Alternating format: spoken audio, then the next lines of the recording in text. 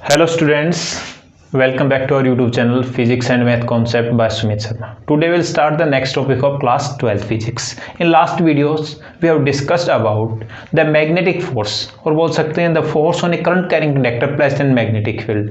हमने last video के अंदर किया था भाई जब एक करंट कैरिंग कंडक्टर हम मैग्नेटिक फील्ड में रखते हैं तो उसके ऊपर एक फोर्स एक्सपीरियंस होता है। उस फोर्स के लिए जो अपने को डेरिवेशन थी वो हमने निकालनी थी। आज हमें करना है force between two parallel linear conductors carrying current. भाई दो पैरेलल कंडक्टर्स होंगे और कैसे लीनियर कंडक्टर्स उनके अंदर से जब करंट पास होता है तो उन दोनों के बीच में कैसा फोर्स लगता है। ठीक है, जैसा कि आप डायग्राम में देख पा रहे हो भाई आपको पता जब एक करंट कैरिंग कंडक्टर अपने पास एक फर्स्ट करंट कैरिंग कंडक्टर है, फर्स्ट से जो करंट पास होगा उसको हमने मान लिया I1, जो सेकंड से पास होगा उसको मान लेते हैं I2। हम कंसीडरेशन के अंदर लिख सकते हैं consider two conductors having current I1 and I2 respectively. पहला जो कंडक्टर उसके अंदर से करंट जा रहा है I1, दूसरा जो कंडक्टर उससे करंट जा रहा है I2। ठीक है, तो अब देखो आप जब एक करंट कैरिंग कंडक्टर के अंदर से करंट पास होता है तो उसके अक्रॉस एक मैग्नेटिक फील्ड जनरेट हो जाता है। जैसा आप डायग्राम में देख पा रहे हो भाई जो फर्स्ट जो कंडक्टर होगा उसके अंदर से जो करंट I1 उसकी वजह से जो मैग्नेटिक फील्ड होगा उस मैग्नेटिक फील्ड को नाम देते हैं हम B1,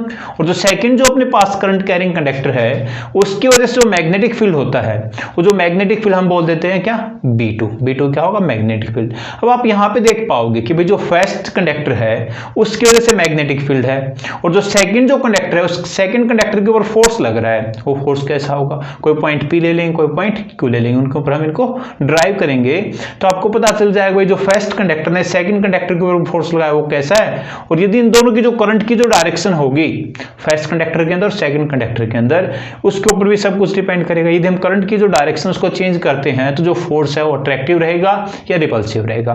देखिएगा इस वीडियो को कंटिन्यूअसली, आप इस कंसेप्ट को अच्छे से समझ पाओगे और ये आपके समझ में भी आ जाएगा। ठीक है, तो आपको जैसे वीडियो लाइक करें, अच्छी लगी तो लाइक जरूर करें, साथ ही साथ शेयर भी कर देना। यदि चैनल को सब्सक्राइब नहीं किया तो चैनल को सब्सक्राइब करना भी मत भूलना। तो आज का टॉपिक देखें तो आपको दिखाई दे रहा है जैसा कि अपने पास दो कंडक्टर हैं, दोनों के अंदर से जो करंट है नीचे से ऊपर की तरफ जा रहा है, दोनों के अंदर जो करंट है कहां नीचे से ऊपर की तरफ जा रहा है। तो एक तो अपने पास जो फर्स्ट कंडक्टर है उसकी वजह से मैग्नेटिक फील्ड होगा उसकी डायरेक्शन यदि हम निकालना चाहें तो राइट हैंड थंब रूल लगा सकते हैं। राइट हैंड थंब रूल लगाएंगे तो जिस डायरेक्शन में करंट है वहां पे जो थंब होगा और जहां पे अपने फिंगर की जो ग्रिप होगी वो क्या बताएगी डायरेक्शन ऑफ मैग्नेटिक फील्ड। तो यहाँ पे अपने को फर्स्ट से जो मैग्नेटिक फील्ड मिलेगा उसको बोल देंगे B1। वैसे सेकंड से निकालेंगे जब करंट उसके अंदर भी नीचे से ऊपर की तरफ जा रहा है तो मैग्नेटिक फील्ड क्या होगा, सिमिलर वैसे मिल जाएगा यूजिंग थंब रूल। ठीक है, अब देखो थंब रूल का यूज किया हमने और इसके अलावा हमने जो मैग्नेटिक फील्ड निकाला था पीछे भाई किसी पॉइंट के ऊपर मैग्नेटिक फील्ड निकालना है।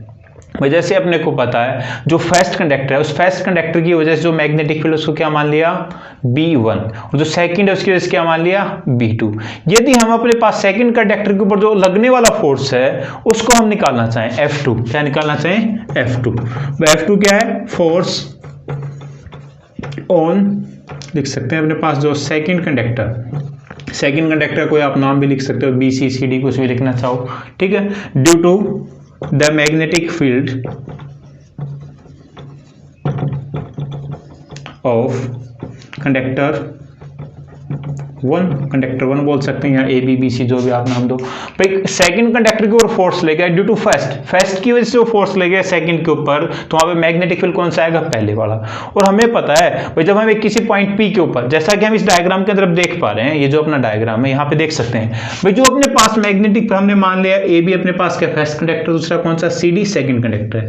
तो यहाँ पे देखिए AB के ऊपर कोई एक पॉइंट है Q, वहां पे लगने वाला फोर्स, और जो अपने पास CD है उसके ऊपर एक पॉइंट P है। देखो यहाँ पे जो मैग्नेटिक फील्ड होगा इस मैग्नेटिक फील्ड की वजह से यहाँ पे एक फोर्स लगेगा ना, उसको निकालना चाहें तो इसके लिए यदि ऊपर वाले के लिए चेक करें तो यहाँ पे जो अपने पास दूसरा जो कंडक्टर है उसकी वजह से मैग्नेटिक फील्ड होगा वो लेके चलेंगे।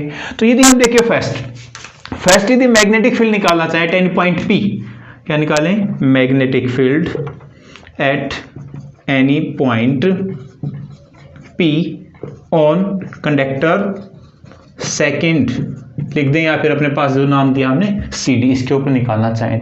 हमें पता भी किसी पॉइंट के ऊपर मैग्नेटिक फील्ड क्या होता है due to straight current carrying conductor. हमें एक्सप्रेशन को याद रखना जो हम पीछे वाली वीडियोस के अंदर कर चुके हैं। वो एक्सप्रेशन क्या थी, B इक्वल्स टू क्या आता है mu naught by 4 pi 2I क्या था करंट, ठीक है। नीचे क्या आएगा अपने पास है R क्या होगी distance between these two parallel conductors. जो हमने पैरेलल कंडक्टर्स रखे हैं इन दोनों के बीच में जो डिस्टेंस है उस डिस्टेंस को हम R मान के चलें तो उनके बीच में जो लगने वाला फोर्स होगा, या फिर बोल सकते हैं यहां से भाई AB से यहां पे इस पॉइंट के ऊपर निकालें तो यहां पे AB की वजह से इस पॉइंट P के ऊपर जो मैग्नेटिक फील्ड निकालेंगे तो इसके लिए डिस्टेंस तो कितनी हो गई R। AB अपना क्या है स्ट्रेट करंट कैरिंग कंडक्टर। यहाँ पे जो करंट की डायरेक्शन हम ये वाली मान लेते हैं, इधर ये वाली जो करंट है फर्स्ट कंडक्टर के थ्रू इसको क्या माने I1, जो सेकंड के थ्रू इसको क्या मान ले I2। तो यहाँ पे यदि हम मैग्नेटिक फील्ड निकालते हैं तो मैग्नेटिक फील्ड अपने को क्या मिलेगा फर्स्ट कंडक्टर के ऊपर निकाला तो क्या आ गया अपने पास I1।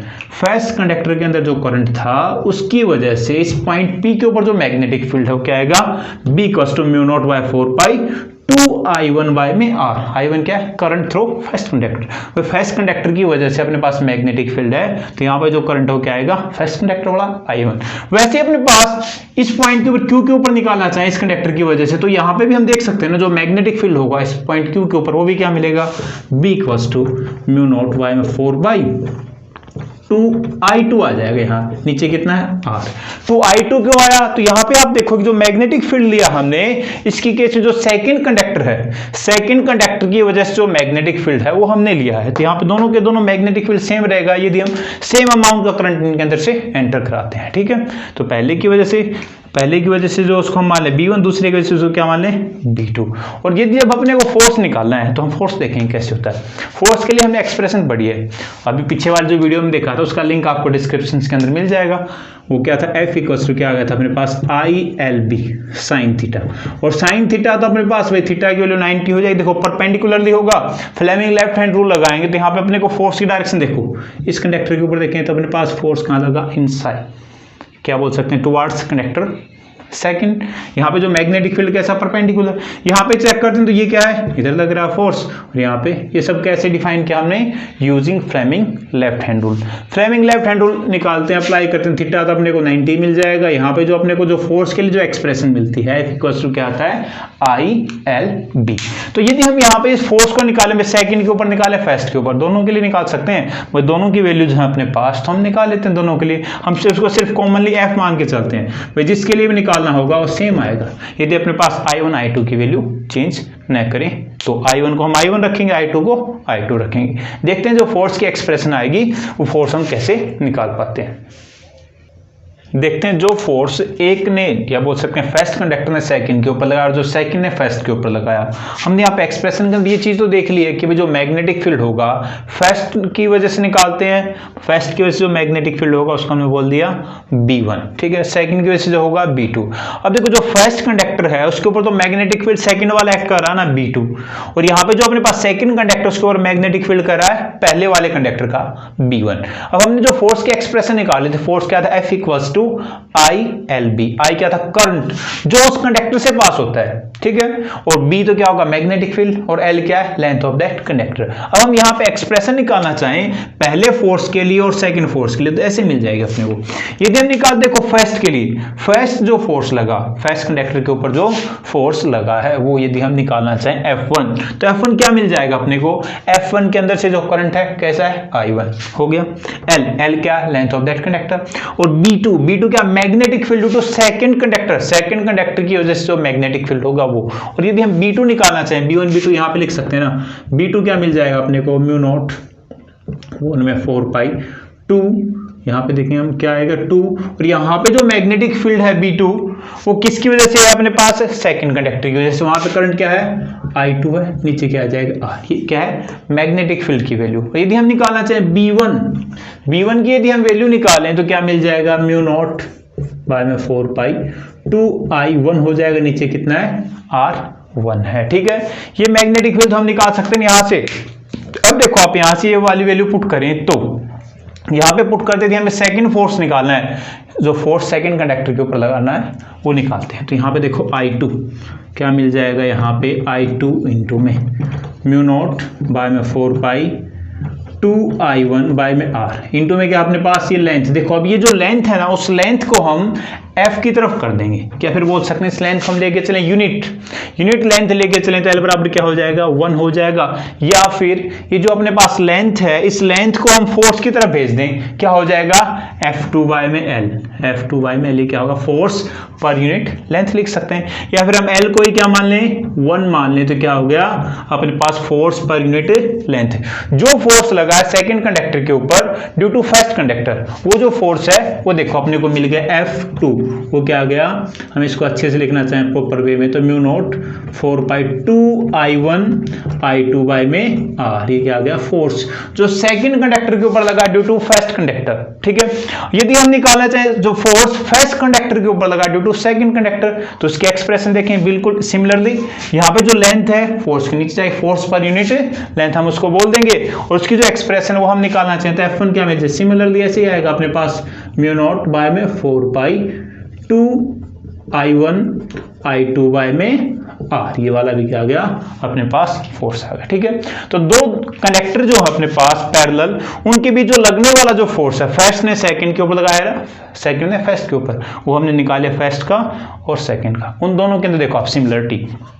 अब यहाँ पे एक चीज का विशेष ध्यान रखना है, जैसा आप अभी डायग्राम के अंदर देख पाओगे, इस डायग्राम के अंदर देखो आप जब दोनों कंडक्टर के बीच से जो करंट है सेम डायरेक्शन के अंदर जाता है, दोनों के अंदर ऊपर की तरफ जो करंट जा रहा है, यदि हम वो एक्सप्रेशन लेके चलें तो उस केस में या इनका जो मैग्नेटिक फील्ड होगा वहां पे हम राइट हैंड रूल लगा सकते हैं या फिर फ्लेमिंग लेफ्ट हैंड रूल का यूज करेंगे, तो जो मैग्नेटिक फोर्स जो होगा मैग्नेटिक फील्ड की जो डायरेक्शन है वो क्या मिल जाएगी, और वहां पे इन दोनों के बीच जो फोर्स लग रहा है वो फोर्स कैसा होगा अट्रैक्टिव होगा।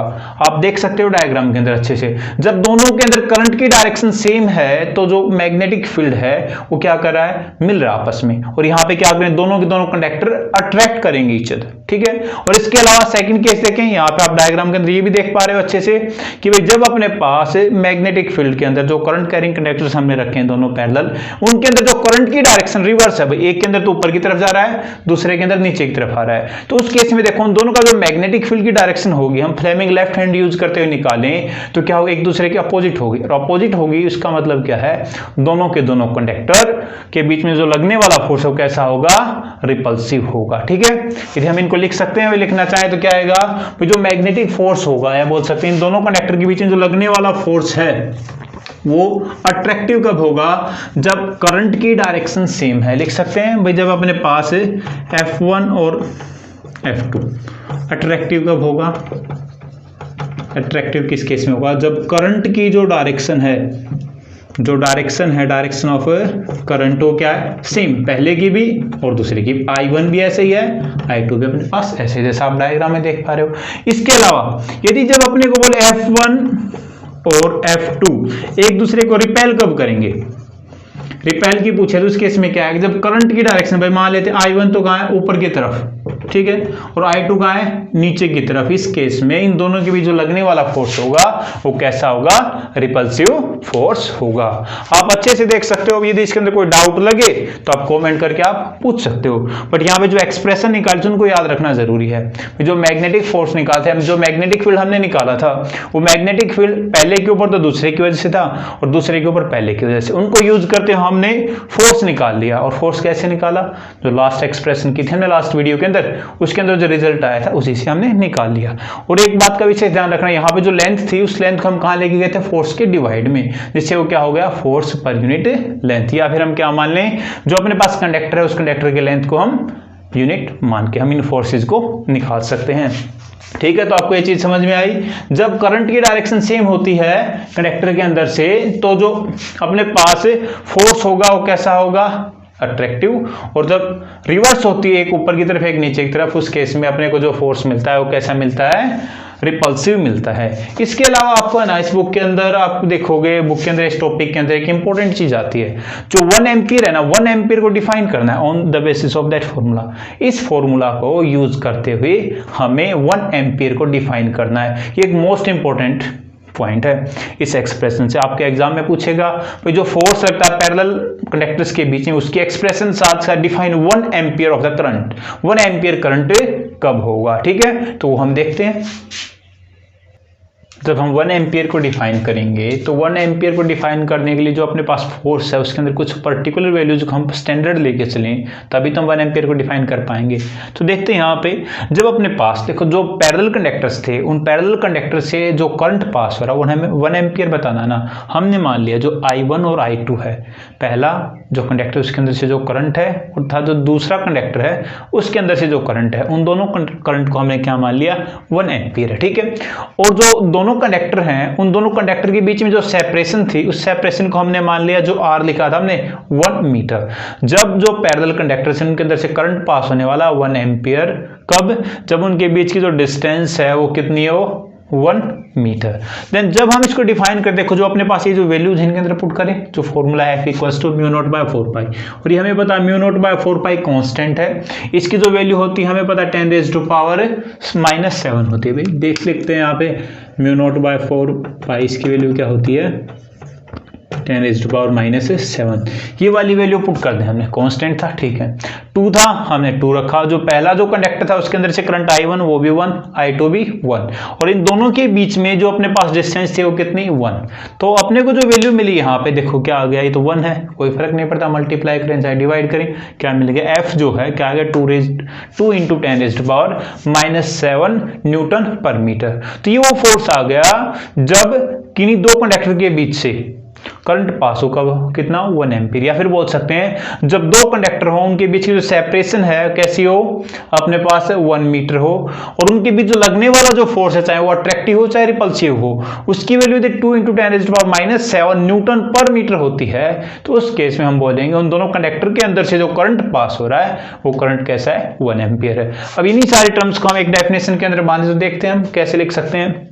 देखिए आप यहां से 1 एम्पीयर इज दैट करंट, वो करंट होगा विच वैन पासिस या flowing through the 2 parallel conductors, वो करंट जब वो किन्हीं 2 पैरेलल कंडक्टर से पास हो, और दोनों के दोनों कंडक्टर कैसे होने चाहिए, uniform area of cross section होना चाहिए, या फिर बोल सकते हैं लीनियर होने चाहिए। ठीक है, placed in free space, free space का हमने म्यू नॉट लिखा ना, मैग्नेटिक ससेसिबिलिटी याद है ना, मैग्नेटिक ससेसिबिलिटी होगी, या फिर इसके अलावा जैसे हम पहले लिखते थे सी नोट आता था अपने पास, या फिर आप बोल सकते हो वैक्यूम या फ्री स्पेस के अंदर जब हम किसी कंडक्टर को रखते हैं तो वहां पे देखो क्या लिखा, placed in free space at distance of 1 metre. जब हम 2 करंट कैरिंग कंडक्टर को फ्री स्पेस में रखें उनके बीच की डिस्टेंस कितनी हो, 1 मीटर फ्रॉम ईच अदर, एक दूसरे से, और विल अट्रैक्ट और रिपेल, वो दोनों एक दूसरे को अट्रैक्ट भी कर सकते हैं और रिपेल भी करें with a force of 2 × 10 raise to power 7 newton per metre, यहां पे भी लगा सकते हैं, या फिर हमने यहां पे नीचे लिखा per metre of their length, per unit length के हिसाब से जब अपने पास इतना फोर्स लगे 2 × 10 रेज़ टू पावर -7, कैसा है, -7, उस केस में जो अपने पास जो करंट पास होगा उन दोनों कंडक्टर से वो करंट होगा 1 एम्पियर। और ये 1 एम्पियर की डेफिनेशन बहुत ज्यादा इंपॉर्टेंट है, एग्जाम में पूछी जाती है। जैसे आपने +1 क्लास में पढ़ा होगा, जब आप फंडामेंटल क्वांटिटीज की डेफिनेशन पढ़ी थी वहां पे भी ऐसे दे रखा था, शायद आपको उस टाइम ये समझ में नहीं आया होगा, बट अब आपको ये जो टॉपिक कंप्लीट हो गया है, आपको फॉर्मूला मिला, उस फॉर्मूले से आपने इसको ड्राइव कर दिया, तो अब आप इसको आसानी से याद रख सकते हो। तो आपने इस पूरी वीडियो को देखा, यदि कोई डाउट हो, यदि कोई प्रॉब्लम आए तो आप कमेंट करके पूछ सकते हो, और यदि आपको वीडियो अच्छे लगे, टॉपिक समझ में आ रहे हैं, तो आप इस चैनल को लाइक करना, चैनल के ऊपर जितनी वीडियोज हैं उनको साथ साथ शेयर कर देना, और चैनल को सब्सक्राइब नहीं किया तो सब्सक्राइब जरूर करना। ठीक है, धन्यवाद।